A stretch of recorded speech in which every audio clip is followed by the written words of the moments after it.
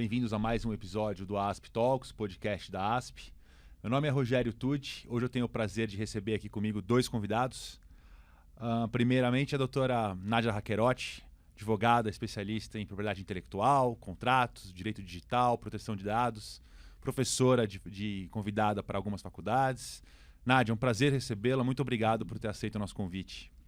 Obrigada a você, Rogério. Agradeço aqui sua presença como host e o convite da ASP, do Paulo Ortiz, que convidou a gente e coordenou aí o nosso curso de influenciadores que a gente já vai falar sobre. E agradeço a presença do Haroldo Nunes, que divide comigo a mesa.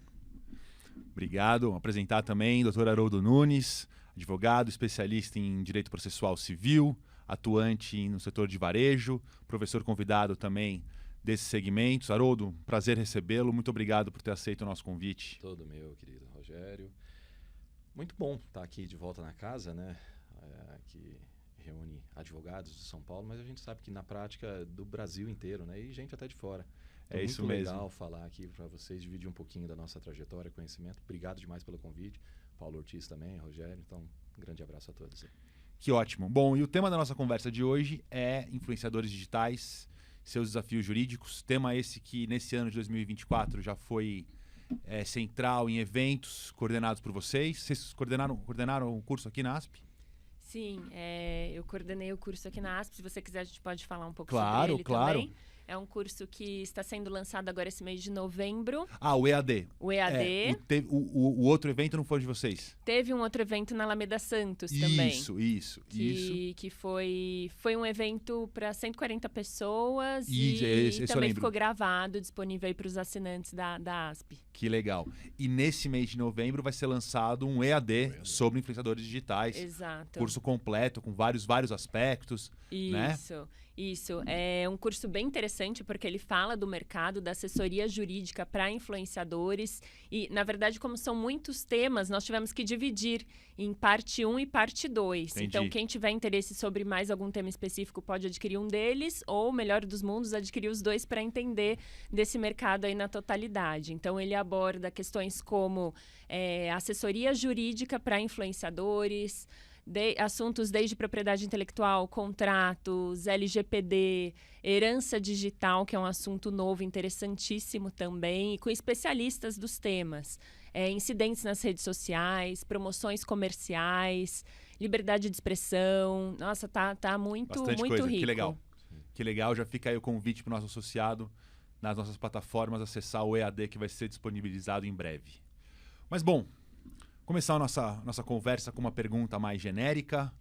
Como que vocês veem esse mercado moderno, novo, talvez não tão novo assim, de influenciadores digitais? Quais são as primeiras impressões de vocês sobre esse tema? Posso, Nádia? Pode, por Então, favor. tá bom. Assim, apenas eu até pedi a licença aqui porque eu queria fazer até em relação ao EAD. Uma característica que eu achei muito interessante é que ele vai servir de uma forma bifronte. Assim, ele ajuda o próprio influencer também, que às vezes ele se vê... Vamos pensar que a propaganda, até muito pouco tempo atrás, ela era capitaneada pela grande mídia, uma empresa robusta, forte, com todo um aparato, toda uma tecnologia, todo um suporte, toda uma estrutura até jurídica. E agora, cada vez mais, isso está pulverizado, né? É como se tivesse dividido aí pedacinhos pequenos e distribuído para várias pessoas físicas, né? E o influencer, então, ele não tem esse aparato, esse preparo. O EAD, esse tipo de evangelização que a gente tem feito até por livro e tudo mais, né? Serve, então, para o influencer, que ele está um pouco perdido. Então, é uma literatura até mais acessível, rápida, mas, sobretudo, também para o advogado. Então, no caso aqui de quem está acompanhando pela ASP, o advogado se sentir desafiado a entender um pouco mais até do negócio do digital influencer. Não da técnica jurídica, mas do segmento, né? Porque a gente parte da premissa de que ele, 5 anos de graduação, mais, sei lá, 2 anos de pós-graduação, 2 anos e meio de mestrado, ele se especializou no direito, ele está aprendendo sobre lei, jurisprudência, doutrina. O diferencial, e que a gente instiga bastante, é aprenda um pouco mais até sobre o negócio daquele seu cliente, seu influencer digital. E aí você adapte aquilo que você sabe que aprende há muito tempo, que tem se especializado, para encaixar uma perfeição, sabe? Com uma cadência muito precisa naquela necessidade do business dele. Aí a chance de você acertar é muito maior. Sim. E isso, então, assim, ou seja, ele é bifront, esse nosso curso, ele é para o influencer, mas é muito para o advogado, desafiando isso e trazendo de uma linguagem muito prática, técnica.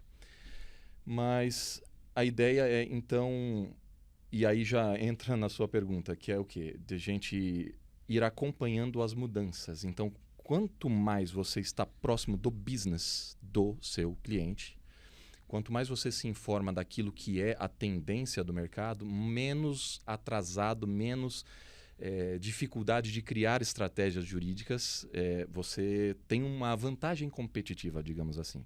E é isso que a gente tem observado. Esse mercado do digital influencer, ele tem uma mobilidade muito grande, uma elasticidade muito própria, coisa que a gente não via na grande mídia, né? Então, o segredo, eu acho que a pedra de toque é se atualizar o tempo inteiro, entendendo cada vez mais sobre o mercado, né? Entendi. E, além disso, também tem algumas questões que o direito precisa acompanhar, ainda evoluir muito, mas a gente tem um compilado aí de leis que acabam influenciando na atuação do influenciador. Então, assim, o influenciador hoje, ele se especializa muito, existem vários congressos aí, encontros de influenciadores digitais, e além disso nós temos os creators, que são os criadores de conteúdo, né, que nem sempre são os próprios influenciadores, então tem as agências de criação de conteúdo, e foram surgindo outros agentes, então tem a agência de publicidade, o anunciante, às vezes as parcerias são direto entre anunciantes e influenciadores. Muitas vezes tem intermediários no caminho. Então, a agência de criação de conteúdo, a agência de publicidade, né? A agência de criação de conteúdo e o influenciador, né? Enfim, são vários... Tá virando uma indústria, né? É uma indústria. É. O influenciador, ele começa muitas vezes como pessoa física e aí... depois vira pessoa jurídica e muitas vezes lança seus próprios produtos também, né? E vira todo um business, né? Então, ele tem e-commerce, ele vende e-book. Vai ficando muito complexo tudo isso e envolvendo aí uma capilaridade de assuntos jurídicos. Então, nós, assim como atendemos a área, nós precisamos ser um pouco generalistas, entendermos, como o Haroldo disse, do negócio e também fazer parcerias, né? A gente precisa entender também que alguns assuntos são muito específicos, né? E outros são mais comuns para essa atividade. E acho que outro ponto importante é que o influenciador, ele é diferente de uma celebridade, por exemplo. Acho que a gente pode falar sobre isso, né?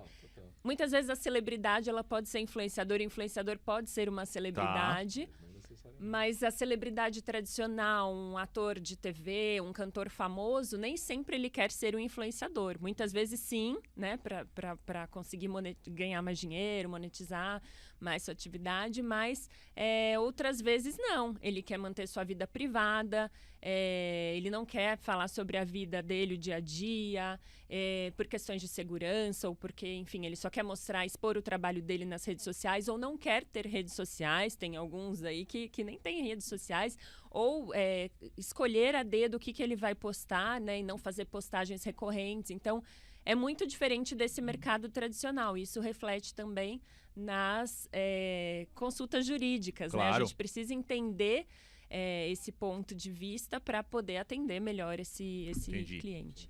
Como que vocês veem hoje o tratamento no judiciário da responsabilidade civil dos influenciadores, ou dos criadores de conteúdo, ou das agências publicitárias por trás do negócio? Como que tem sido isso, tratamento doutrinário e jurisprudencial disso? A Nádia encerrou dizendo que a gente tem que até saber dar, digamos, o nome em iure certo, identificar aí quem que é, se ele é uma personalidade, se ele é um influencer, se é um creator. Eu acho que a escolha, inclusive, a identificação, o diagnóstico correto para você administrar a terapêutica, pegando o termo médico aqui, correta, é o que implica justamente nesse comportamento do próprio judiciário. Explico melhor, eu sei que fica confuso. Vamos lá.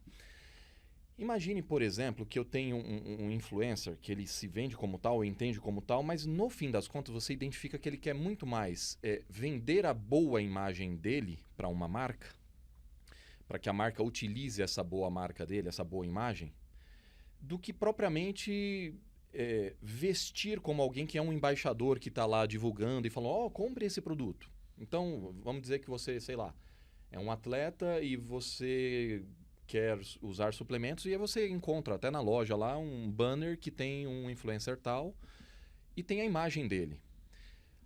A depender disso, o advogado que entende um pouco mais do negócio, ele vai identificar se, por exemplo, ele opta por um contrato de licenciamento, né, o licensing que a gente fala, ou seja, ele está vendendo, autorizando que se utilize a imagem do cliente dele, né, do influencer, ou ele vai optar, de repente, numa outra forma, ou até possibilidades diferentes dentro do mesmo contrato, com previsões diferentes, para que ele seja, por exemplo, alguém que está promulgando, fazendo propaganda, dizendo, estou abrindo a live aqui e fala, gente, eu recomendo esse produto tal.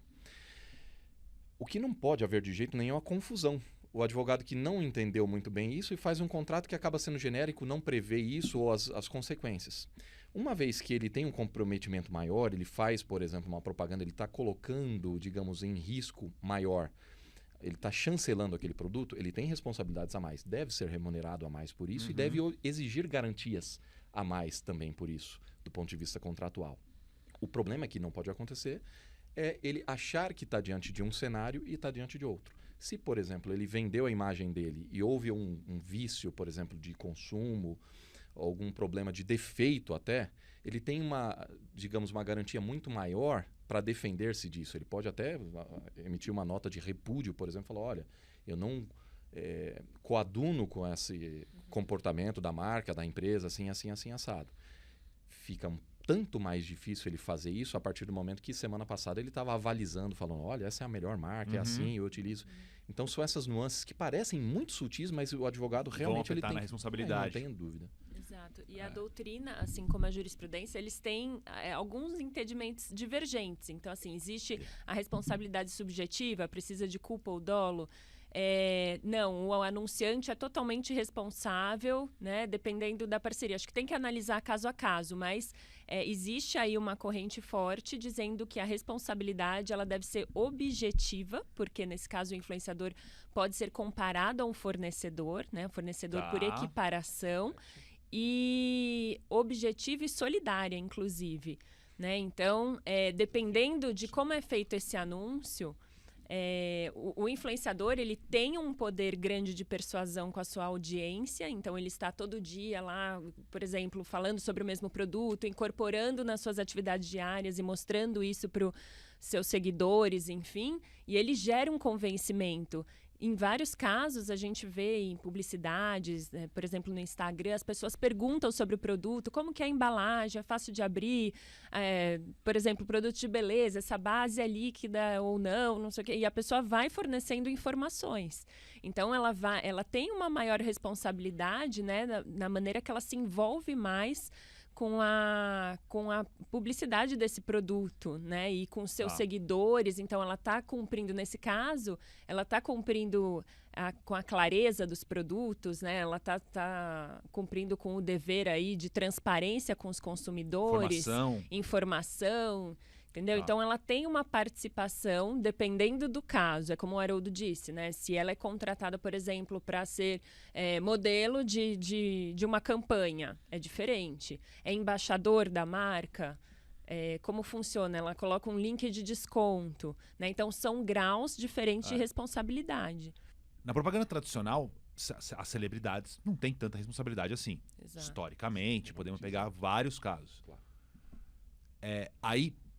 Pergunta bem de leigo. Eu tenho reparado que nas redes sociais, hoje, tem até um pouco de propaganda no modelo mais antigo. De pegar um influenciador e estar ali fazendo um comercial mesmo na rede social, um comercial da Coca-Cola. Aí imagino que ele está ali num perfil evidente de celebridade. Agora, então, essa não tenho muita dúvida. Agora, você falou embaixador da marca. Embaixador da marca é patrocinado o post? Ou tá só na marca? Porque aí começa a ficar uma linha tênue. É uma linha tênue. E aí a pergunta, na verdade, como que vocês veem a diferença de responsabilidade do link patrocinado, que o usuário ali tá sabendo que aquilo ali é um conteúdo pago, e para a responsabilidade desse influenciador quando não é o conteúdo pago? Quando é só ele, de uma forma passiva, atraindo seguidores? Esse tema eu acho que dá...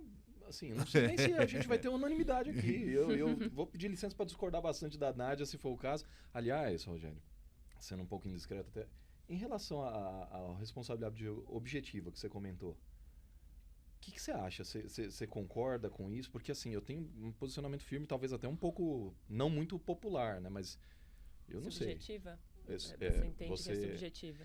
Eu entendo que é subjetiva, sim. E digo mais, em algumas situações a depender ali, eu diria que tem que haver dolo, não é nem só culpa, Sim. entende? Por quê? Vocês já viram esse modelo, por exemplo, tem perfis... Eu não vou ficar citando nomes aqui de perfis, mas tem perfis, por exemplo, de um casal que gosta de visitar restaurantes, Claro. ou hotéis e tal, não sei o que lá, por aí e tal.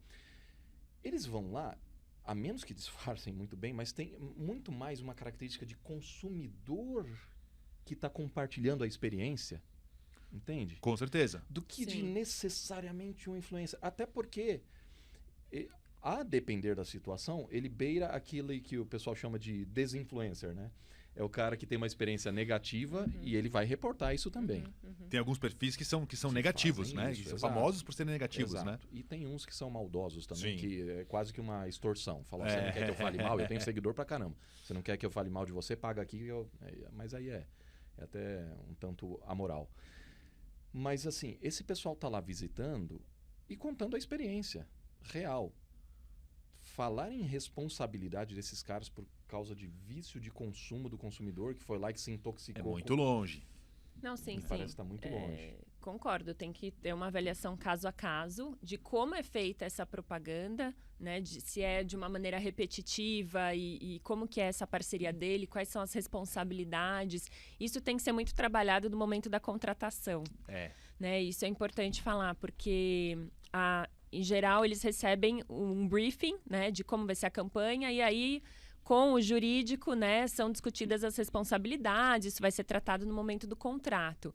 Então, tem várias peculiaridades que a gente pode falar aí mais adiante desses contratos, mas são contratos muito diferentes de acordo com as parcerias. Então, nós temos hoje os famosos unboxing, que os influenciadores recebem, né, enfim, algum produto das lojas e abrem aí com os consumidores com o público final, né, com os seguidores, mostrando para eles e contando detalhes. como que é a montagem do produto, como funciona. Eu volto aqui e conto para vocês. Será que ele está sendo coerente mesmo? E aí vai de cada influenciador tem um perfil, né? Ou será que isso já é pautado, ele já, né? Ele já recebe um briefing de tudo que ele tem que falar, um script, ou simplesmente ele comprou um produto e está testando, e ele está emitindo a opinião dele, no direito dele, liberdade de expressão, sem nenhum vínculo aí de publicidade. O CONAR, o Conselho de Autorregulamentação Publicitária, ele tem um guia focado nos influenciadores e de boas práticas. Então, ele mostra o que deve e não deve ser feito. E isso são princípios éticos aí muito fortes nesse meio. Ele precisa colocar hashtag publi, tem os que colocam hashtag ad, de advertisement, mas nem todo mundo entende o que seria esse ad, né? Então, ele precisa identificar que é uma publicidade e precisa deixar claro, eu comprei esse produto, não é uma publicidade, vou abrir, testar e contar para vocês o que eu achei. Às vezes, ele só marcar, fazer referência à loja que ele adquiriu o produto ou que entregou o produto, o unboxing no caso, não está claro, né? Ele precisa explicar. Essa viagem foi recebida, foi paga pela empresa tal, eu estou fazendo uma viagem. E explicar que ganhou essa viagem, que não foi testar o resort e ficou mostrando detalhadamente todos os cômodos do hotel e todas as instalações. Enfim, explicar que aquilo é um trabalho pago para promoção, né? Claro. Muitas vezes existe aí as pessoas escondem essas informações e aí eu tenho um dever grave. E aí você acha que você está vendo um conteúdo orgânico, mas na verdade você está vendo um conteúdo pago Exatamente. estrategicamente para te atingir. E quando a gente fala de CDC, é uma proteção para o consumidor, Claro. né? Então, para ele precisa estar claro se aquilo é uma publicidade ou não. Mas é aí que eu, inclusive, vejo que pode haver o dolo. Porque você pensa o seguinte, primeiro, frente a isso que Nádia está falando, você concorda que aí o influencer já não é tão inocente assim? Ele é um cara que tem que buscar um patrocínio, uma consultoria jurídica até para saber o que ele tem que fazer, o que ele tem que obedecer. Esse é o primeiro ponto.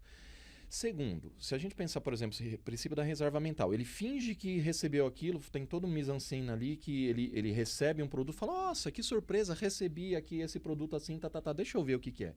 Mas já está combinado, já tem todo aquele script. Exato. Se a gente descobre, por exemplo, essa maquiagem, todo esse cenário todo, é aí onde eu entendo que mora o dolo dele, que ele fez parecer algo, quando na verdade não era, e ele está publicizando aquela empresa, ele está promovendo, é uma espécie de sócio oculto, né? Poderíamos até falar de uma SCP daquela empresa, mas ele finge que está apenas recebendo o produto.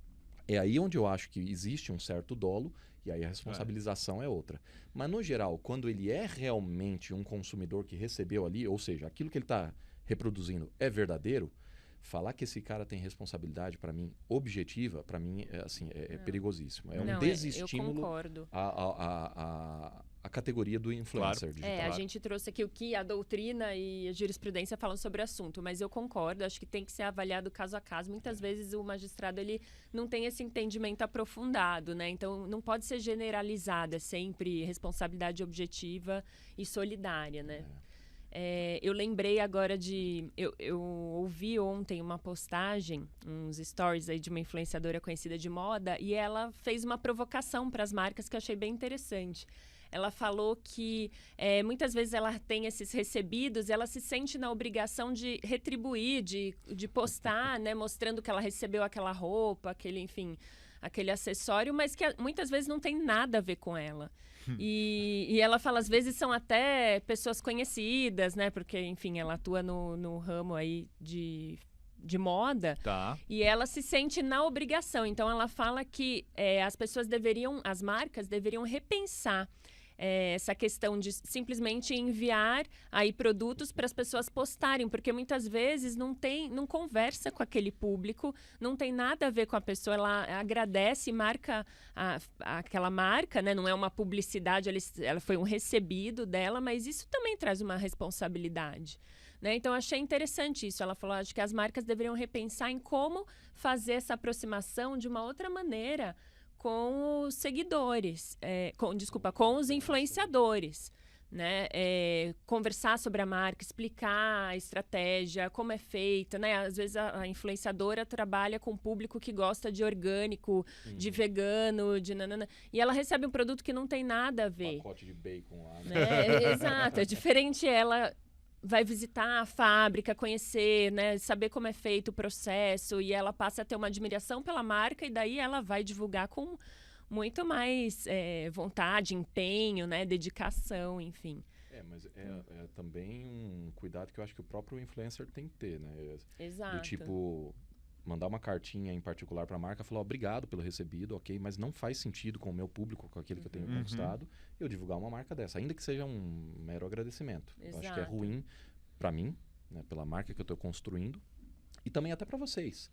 De repente a gente tem um público lá que é hater daquilo que vocês fazem. Que é o exemplo, por exemplo, de bacon, né? Sim. Se ela é, de repente, uma influencer que está falando com um público vegano, ela fazer qualquer agradecimento ao pessoal do bacon não faz muito sentido. Exato. E ter uma licença, né, de agradecer isso em particular, mas não transmitir isso. Eu acho que cabe, inclusive, muito o advogado assessorar também o É isso que eu ia falar. nesse sentido, né? A assessoria jurídica, ela entra em vários contextos da atividade do influenciador digital. Acho que é importante a gente trazer aqui, que já que é o tema principal, né?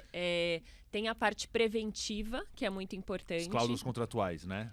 Exato, contratos também, e assim, como ela deve atuar nas redes, porque muitas vezes essa mídia é muito espontânea, né? Então, eles tá aqui gravando um vídeo e já dei minha opinião sobre tal assunto, é muito rápido, obviamente, o influenciador não vai ligar para tudo não e dá tempo, perguntar, não dá tempo, e nem faz atravanca, né? Atrapalha muito essa atividade aí dele. Então, precisa ser de uma maneira mais fluida. Então, o advogado, ele precisa instruí-lo, né? Instruir esse influencer para que ele saiba os limites, até onde ele pode falar sobre determinado assunto, sem que perca essa espontaneidade, obviamente, mas o que não pode ser dito, os cuidados que ele deve ter com liberdade de expressão, nas publicidades, como que ele deve agir, porque muitas vezes as empresas passam aí um briefing, uma pauta, mas eles não, eles têm uma liberdade grande de criação, né? Hoje em dia as publicidades são menos engessadas.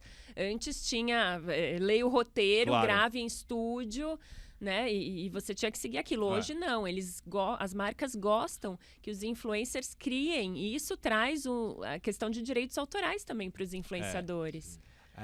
Na publicidade tradicional, você falar de propaganda enganosa para uma celebridade, a celebridade vira e fala: eu fui contratado e falei o que Exatamente, me seguir pediram. o roteiro. Nessa publicidade moderna é complicado, porque a pessoa está usando, a pessoa está mostrando o detalhe e tal. Você fala, ué, como que você não sabia? Você me falou que era assim, mas a hora que eu recebi não era. Exato. Fica tênue mesmo, né? E ela grava e depois o correto, né, que a maioria faz, é mandar para aprovação da empresa que Sim. contratou, né? Ou enfim, da agência. Então tem uma revisão desse conteúdo e tem uma liberdade criativa. Então as duas partes precisam se atentar a essas questões de colocar se é publicidade ou não, do texto, né, que ela trabalhou, que ela criou, enfim, que ela seguiu. E tudo isso precisa ser avaliado. Então, o papel do advogado, ele é muito importante nesse preventivo para que o influenciador consiga desenvolver aí a longo prazo uma boa reputação, né? Uma fidelidade aí dos seus seguidores. Ou até em gestão de crise, né? Também, Exato. que acontece também. Porque quando a gente sai do âmbito da propaganda necessariamente, e aí a gente fala de imagem de uma forma mais lato sensu, por exemplo, vamos dizer que, sei lá, um shopping center ou uma loja X, uma marca X, ela teve algum problema, sei lá, com colaboradores ou com consumidor, algum acidente, incidente. Ela está sendo cancelada, essa marca. Sim. Vai lá o influencer e conversa com o público dele falando, mas isso é um absurdo mesmo, olha o que fizeram. E ele vai lá. E, lógico, isso lota a live, chama seguidores também. O cara se promove com isso. Até aí não é autorizado, não tem um contrato, não é uma publicidade. Pelo contrário, ele está denegrindo ali, mas dando a opinião dele.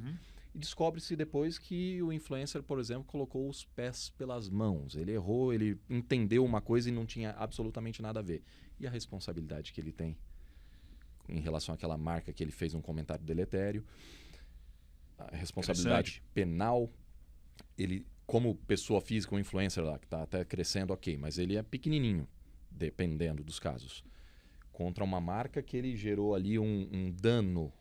E aí esse dano moral da pessoa jurídica é possível porque ele se reverte em um valor, uma diminuição, por exemplo, do faturamento.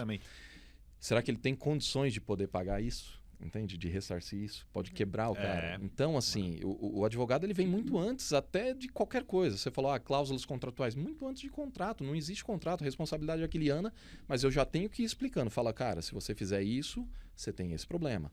Outra coisa, por exemplo, que influencers costumam sortear muito.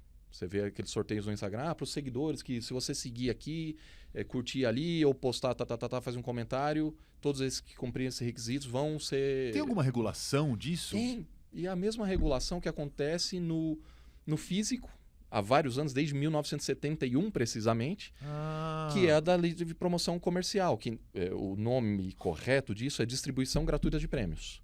Tá. Existem basicamente 3 grandes modalidades de distribuição gratuita de prêmios. Então a gente faz o sorteio, ou o vale-brinde, ou a gente faz o concurso. E aí tem um concurso meramente cultural, um pouquinho diferente, mas esses 3 aqui também existem as figuras dos assemelhados. Não quero tecnicidade demais aqui, até para não me prolongar.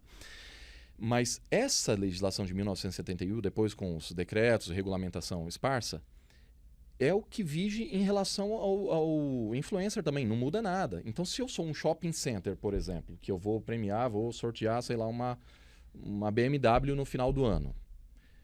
Existe um órgão no Ministério da Economia que vai regular isso, autorizar, você tem um número de autorização, tem toda uma publicidade que você tem que seguir, o regulamento. Depois o processo de prestação de contas, que tão importante quanto a autorização é a prestação de contas. O influencer que for fazer um sorteio, qualquer que seja, ele obedece a mesma regra, a mesma legislação. E ele nem sabe, não faz ideia. Simples assim. Outra coisa, ele não pode fazer aquele sorteio por meio digital, que é muito comum também. Tem até um aplicativo, não vou falar o nome, enfim. Tem um aplicativo, termina com OR no final, que ele faz isso. Ele, em tese, ele tem uma capacidade alea ali, ele gera um número randômico e fala, foi o fulano de tal que ganhou. Não pode. Porque o órgão que fiscaliza isso, ele não tem acesso ao algoritmo para saber se eu não estou sorteando meu cunhado para falar, depois a gente racha o prêmio. Entende? Entendi.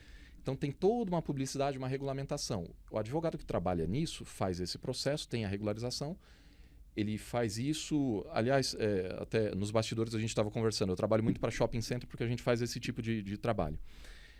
Às vezes a dificuldade é a gente mostrar para o influencer que ele está submetido a tudo isso. Ele fala, não acredito, você está brincando comigo, que eu tenho que obedecer toda essa regra, fazer tudo isso, recolher o imposto de renda sobre o valor do prêmio que eu estou dando para o cara lá, a taxa de... Tem. É assim que funciona. Ou não faz. Ou faz algum tipo de promoção que a lei mesmo diz que não precisa ter essa aprovação. Entende? Existem formas, mas o consultivo trabalha nisso. Alguns influencers fazem sorteio assim, vou pode. sortear para os meus seguidores. Exato. E tal. Já De umas formas até meio estranhas, né? Meio malucas. Já começa que sorteio, esse nome, sorteio, é só pela extração da Loteria Federal. Não existe sorteio particular no Brasil por qualquer outra forma que não for extração. Existe, mas Haroldo, eu já vi na urna lá, o shopping center faz uma urna e tal. Já não é sorteio, isso é o assemelhado a concurso. Tá. Por isso que você preenche lá uma pergunta e fala, qual é o shopping que distribui maior prêmio no fim do ano? Aí você vai lá e coloca, é o shopping tal ou outros. Incrivelmente, isso daí, eu sei que é ridículo, mas isso em tese é um concurso. Eu respondi uma prova Entendi. de duas questões. Justo. Você foi bem. Fui muito foi bem bem, nessa prova e como critério de desempate, aí sim a gente pode usar a alea, que é o quê? Olha. Para ver quem é o sortudo ali da vez, Sorte. entende? Mas assim, existe toda uma regra, então, do departamento, que é uma secretaria, que cuida especificamente disso. Então a gente não pode inventar regras novas ali sob pena de tomar multa, e aí a responsabilidade, de novo, fica muito maior. Se é subjetiva, numa melhor das hipóteses, é subjetiva, mas o cara não cumpriu a lei, ele tem culpa. Então, Exato. ou seja, é objetiva por via reflexa, entende? E já que a gente está falando do preventivo para influenciadores, né, tem uma questão muito importante. O influenciador, ele é uma marca, né? É importante registrar o nome dele como marca, o apelido, a maneira como ele é conhecido como marca. E isso é uma das primeiras coisas, conforme ele vai crescendo e se projetando aí para o mercado, que ele precisa pensar, ele precisa ser orientado quanto a isso, tá? Uma marca é ter exclusividade naquele ramo de atuação. E, além disso, Claro, tem a faz todo questão, quando a gente fala de propriedade intelectual, tem a questão da proteção do conteúdo, né, dos direitos autorais que ele produz, que ele gera na página dele, e muitas questões são recorrentes, dos influenciadores, são recorrentes ao uso indevido de propriedade intelectual de terceiros. Então, até que ponto eu posso reproduzir conteúdo de terceiros? Eles estão protegidos ou não? Muita gente acha que a internet é uma terra sem lei, então eu posso buscar qualquer vídeo no YouTube, reproduzir qualquer situação, ou falar mal de alguém, né, e repostar e denegrir a imagem dessa pessoa. Então, tudo isso tem limites. Então, é importante a gente orientar o influenciador, o cliente, sobre essas questões. E falando aí de contratos, eu acho que a gente tem bastante coisa para falar nas principais cláusulas, né? Porque nós temos diversos tipos de contratação, como foi dito aqui. Então, o influenciador ele pode ser contratado de diferentes maneiras. Ele pode ser contratado como dissemos, para ser modelo de uma campanha, para uma foto, então vai para o feed, vai para os stories, no caso do Instagram, que é a maior plataforma aí, de monetização hoje desses agentes, né, dos influenciadores. E essas parcerias giram muito em torno dessas discussões. Então, como que o contrato, primeiro, ele precisa ter um objeto bem definido, né? Essa campanha, como vai funcionar? Ela vai acontecer no perfil do influenciador ou do anunciante? Vai ter uma repostagem? Collab, né? Qual é o @ que ele vai utilizar? Às vezes ele tem alguma página antiga, tem a página nova, e tem uma que tem um público mais nichado, né? Tem uma página do business de uma empresa de e-commerce dele. Então, tudo isso precisa estar muito claro. Tá. Um cronograma de atividades, acho que também é sempre importante colocar. Então, em quanto tempo vai ter uma gravação? Muitas vezes as pessoas acham que é só ligar a câmera e o influenciador já sai falando. E não é, tem toda uma preparação. gravação, ele precisa muitas vezes, tem cabeleireiro, maquiador, tem o pessoal da gravação, né? Ele precisa ter um ambiente aí organizado, vai ser na casa dele, fora, quem vai arcar com esses custos, isso precisa estar muito claro nos contratos. E esse cronograma também precisa prever os casos de refação. Então, ele não produziu aquele conteúdo conforme o briefing, ele consegue regravar, ele tem uma viagem, não vai conseguir entregar a tempo, ou o briefing, ele seguiu o briefing e a empresa não gostou, falou, não, a gente vai precisar mudar, não ficou tão legal, a gente vai mudar um pouco o texto, e aí? Ele fez conforme o combinado, ele precisa ter um adicional por isso. Entendi, né? Então, essas previsões precisam ser bem claras aí nesse contrato, acho que questões de penalidade, confidencialidade, entrega também de resultados, né? As métricas. Quem que vai entregar essa métrica? Vai ser divulgado na página do influenciador ou do anunciante? Quantos views, quantos seguidores essa página ganhou? Que mais? Se eles, quantas pessoas acessaram aí o link, compraram efetivamente o produto? Tudo isso precisa ser avaliado. Então, são muitos detalhes que constroem aí esse tipo de contratação. Porque pode ser um trabalho, assim, trazendo um paralelo para a advocacia, um trabalho de meio, por exemplo, Sim. ou de resultado. Então, o influencer, por exemplo, ele fala, não, eu garanto que, por exemplo, você vai ter uma elevação de vendas de tantos %. Porque ele já confia nisso, ele está sabendo nisso, e aí ele até se precifica a mais em decorrência disso. Então tem uma responsabilidade. Ou, de repente, não é essa a previsão. Ele está fazendo uma outra coisa que totalmente fala, o risco é teu, não tem absolutamente nada a ver com isso. Eu estou fazendo a publicidade, eu recebo pela publicidade. A gente já teve caso lá, inclusive, que houve uma certa indisposição da marca que falou, poxa, vai estourar agora, vai ser super legal, então vamos produzir muito mais. Teve um estoque gigantesco, não vendeu da forma como esperavam. E aí, o contrato ele era por prazo, por termo, né, por tempo limitado ali. Só que sobrou o estoque aqui. E aí a marca falou, não, mas agora você tem que continuar fazendo publicidade até acabar esse... Não tinha previsão. E não tinha essa previsão. Falando, peraí, mas eu cumpri em termos de tempo isso daqui. Então gera um mal-estar. Só que aí, de repente, o influencer falou, eu não quero também fechar as portas com a marca, então vou continuar aqui para ajudá-los. Só que tinha agência também por trás, falando, então, peraí, então você me paga essa remuneração. Mas eu não tenho como pagar essa remuneração porque eu estou fazendo de graça. Entende a triangulação que tem todo esse problema? Eu lembrei de uma questão importante também, que é da exclusividade. Esse influenciador, ele vai ser exclusivo dessa marca, e isso traz muitas discussões, porque não é só uma cláusula simples, padrão de exclusividade. A exclusividade também é por quanto tempo? Para qual negócio? Então, exclusividade de vestidos de festa. Para roupas em geral? Não, para vestidos de festa. Então, se a pessoa, como os influenciadores publicam muito seu dia a dia, né, vai no casamento e veste um vestido de outra marca, ela já está infringindo o contrato. Tudo isso precisa ser muito organizado. Por quanto tempo essa exclusividade? Como vai ser essa exclusividade? E acho que isso do prazo também que você falou é muito importante, né? Depois esse post ele pode ser excluído se eu tiver algum imprevisto. E aí entra também no preventivo fazer uma pesquisa da reputação da empresa, né? Se tem ações judiciais contra ela, quem é esse anunciante, qual é a reputação dele no mercado, e por parte também do anunciante que contrata o influenciador. Quem é esse influenciador? Qual é o estilo de vida dele? Ele tem uma boa aceitação nesse nicho? Ele é envolvido em escândalos? E isso pode acontecer eventualmente. Nossa, claro. Né? Ainda que tenha uma ficha limpa, digamos assim. A gente não sabe o futuro. A gente não sabe o futuro. Então, aí entra também a importância da prevenção de diversas situações, né? A gente precisa imaginar aí se tiver alguma questão que envolve a imagem da pessoa, a reputação da empresa, né? Como que ele vai agir? Tem um plano de ação? São muitas questões. Muita coisa.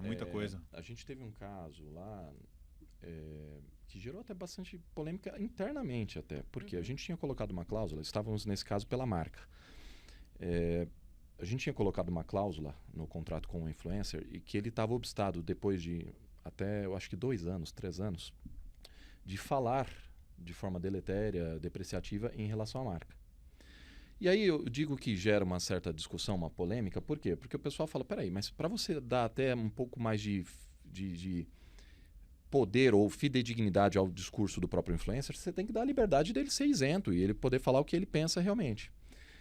O problema é que, uma vez ele se promovendo, tendo os seguidores ali, e ele se aproveitar desses seguidores até por conta da marca, depois ele fazer uma certa extorsão, ele tem um poder de, inclusive, fazer com que a empresa renove o contrato. Sim. Então, não, essa cláusula serve justamente para não haver esse tipo de extorsão. Tipo assim, ó, renova que senão eu vou lá e falo mal. Então a gente sabe que ele não pode. Só que aconteceu isso. O cara foi lá e virou um hater número 1 da marca. Nossa. E aí a gente teve um monte de notificação, isso, conversa lá, tentando fazer o acordo, ele nem aí. Até que a gente fez um boletim de ocorrência. E aí começou a envolver criminalmente, porque ele começou a desafiar realmente a questão criminal para além da civil, e aí foi golaço. Aí ele jogou bandeira branca mesmo, falou, ó, tô jogando a toalha aqui, então vamos reconversar, e parou e realmente se retratou, excluiu o perfil. Enquanto estava no âmbito civil, a gente tinha até pedido liminar, não tinha nada nesse sentido, né? E depois até a gente conseguiu a liminar também, porque mostramos que era uma questão contratual. Porque o juiz, olha só, é importante aqui que temos advogados assistindo, mas magistrados também têm que se atualizar. Lembra que a gente falou de entender sobre o business? O juiz, quando a gente pediu uma tutela de urgência, o magistrado falou, não, mas ele tem liberdade. Eu falei, excelência, não estamos aqui atacando a Constituição, a liberdade de cada um. Isso, nossa, eu concordo e sou um entusiasta da liberdade. Estamos falando aqui de uma questão contratual, não aquiliana. Aquiliana depois a gente até pode ver, mas ele se comprometeu contratualmente que não vai falar nem bem, nem mal, nem absolutamente nada em relação à marca. Aí o juiz, verdade, melhor observando aqui nos autos, tem uma proibição, então abstenha-se de fazer qualquer comentário. A gente conseguiu eliminar também. Entendi. Então, assim, é importante também essa mão de duas vias do que a gente pode ou não pode dizer e se isentar também, né? No mercado jurídico, o que vocês têm? Como vocês veem hoje os influenciadores do mercado jurídico? É um mercado com uma regulação de propaganda e publicidade diferente, né? Advogado influencer? Isso. Tá. Existe o código de ética da OAB e ele, obviamente, a atuação do advogado é muito mais restrita do que o influenciador aí comum que a gente tem visto. É importante que todos conheçam bem esse código de ética. Existe até um guia de marketing jurídico aí publicado pela OAB, que é de conhecimento aí de todos. É importante, qualquer um pode acessar, é super fácil de acessar. E o advogado, basicamente, ele pode ter rede social, ele pode ter um YouTube, ele pode fazer um post patrocinado, ele pode participar de lives, mas ele precisa ter um conteúdo muito mais informativo. Tá. E ele não pode... Tem algumas restrições. Ele não pode, por exemplo, divulgar valor de honorários para cada serviço. Ou relação de clientes. Ou, por exemplo... entre em contato comigo para a sua assessoria, alguma publicidade muito ostensiva, vamos dizer assim. Não é só isso, ligue agora. Mas ele pode colocar um saiba mais, pode deixar o contato do escritório, por exemplo, algum contato, caso alguém queira procurá-lo, entendeu? Ele pode... Isso não impede a atuação dele, mas, obviamente... Esse caráter informativo deve prevalecer. E tem uma questão que eu lembrei que é importante. Por exemplo, a consulta gratuita, ela não é permitida. Então, quando a gente fala das caixinhas de perguntas, as perguntas podem acontecer de uma maneira genérica, né? As respostas podem acontecer de uma maneira genérica, porque o advogado não tem conhecimento, assim como o médico, né? Que remédio eu tomo? Estou sentindo isso. Não, preciso atender o paciente, né, saber todos os sintomas, o histórico, enfim. Então, não seria diferente para os advogados. Então, as respostas elas podem ser de uma maneira genérica. Existe previsão legal sobre isso? Aconteceu tal situação, Entendi. O que poderia ser feito? Mas não pode filar uma consultinha ali Não na caixinha de pergunta. Exato. Então, eu sei que muitas vezes essa linha é tênue. Mas precisa ter sempre essa consciência, até porque a advocacia pro bono, né, para as pessoas que não têm condição de arcar com isso. Então, muitos podem se aproveitar desses perfis para tirar dúvidas específicas de seus casos, mas isso não funciona, né? Nunca vai ter uma resposta totalmente direcionada, com detalhes, né? Precisam ser orientações gerais. Até porque senão o professor de direito, por exemplo, não poderia dar aula, né? Porque Claro. ele, no fim das contas, ele vai Isso. resolver problemas, explicar como funciona o comportamento do direito, da doutrina, da jurisprudência, então...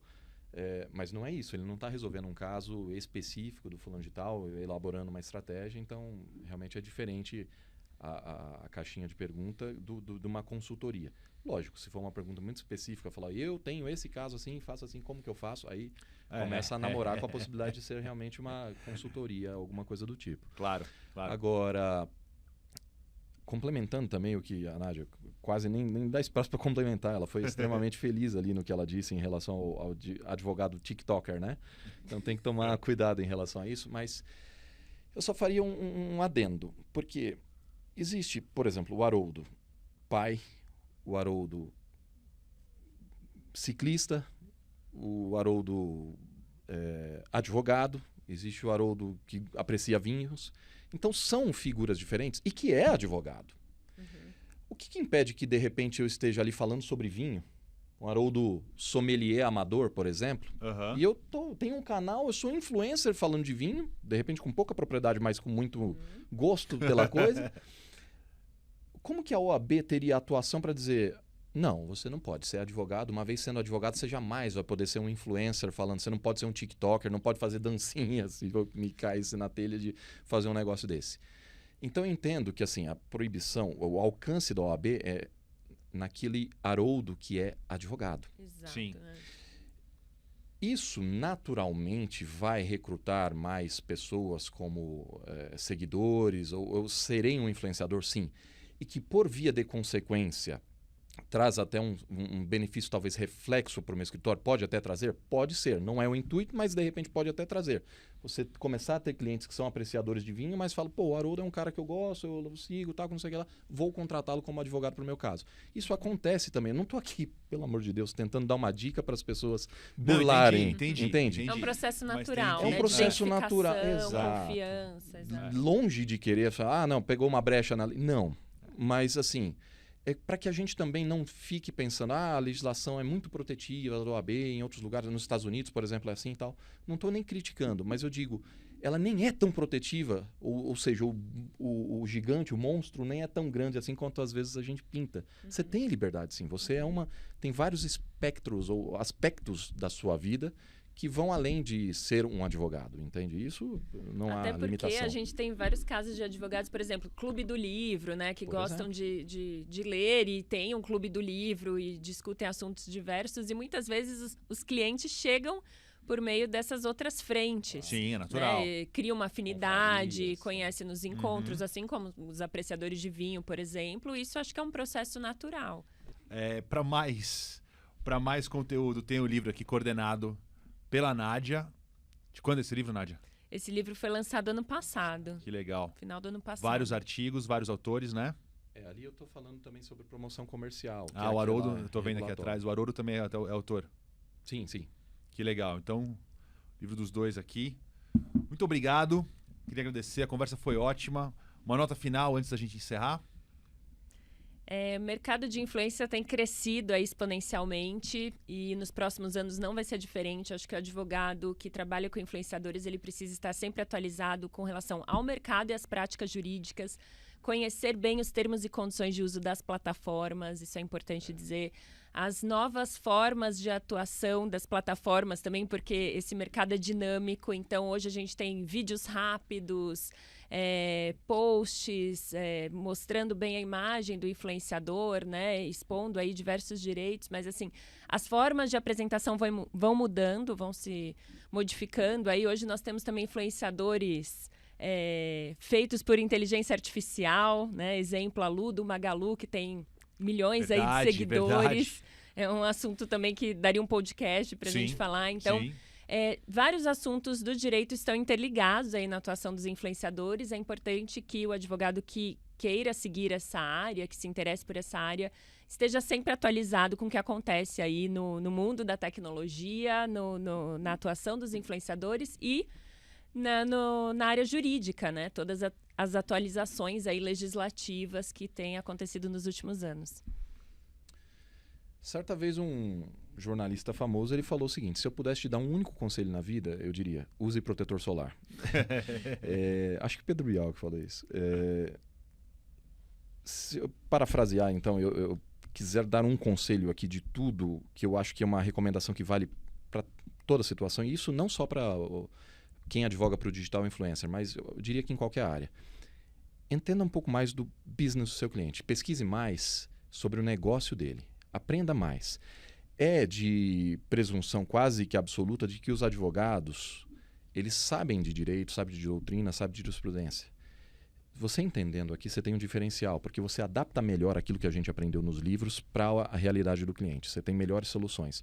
Então, a mesma situação. Para o digital influencer, acompanhe um pouco mais, aliás, muito mais, sobre a evolução, o caminho, as tendências e como que funciona esse mercado.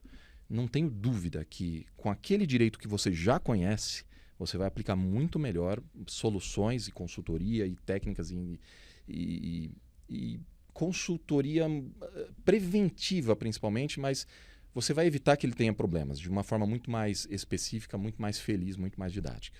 Não tenho dúvida. Perfeitamente, faz todo sentido. Mais uma vez, então, queria agradecer, Nádia, Haroldo. A conversa foi ótima. Muito obrigado. Até a próxima. Um abraço também para o pessoal. Continue nos acompanhando nas redes. E até mais. Tchau, tchau. Valeu.